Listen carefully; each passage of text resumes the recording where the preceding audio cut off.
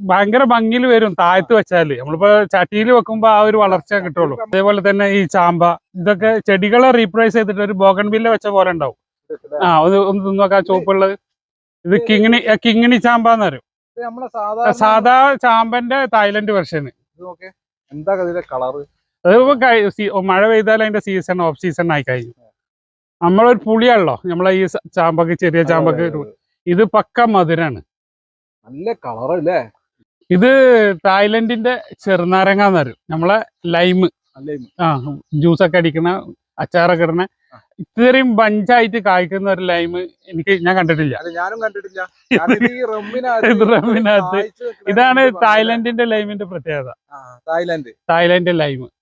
ഇതിപ്പോ നമുക്ക് തൈകൾ, ചെറിയ തൈകളൊന്നല്ല, ഒക്കെ വലിയ തൈകളാണ്. വലിയ തൈകള് ചെറിയ ഒരു പരിപാടി ഇല്ല. അത് ആരും കൊണ്ട് വരണ്ട.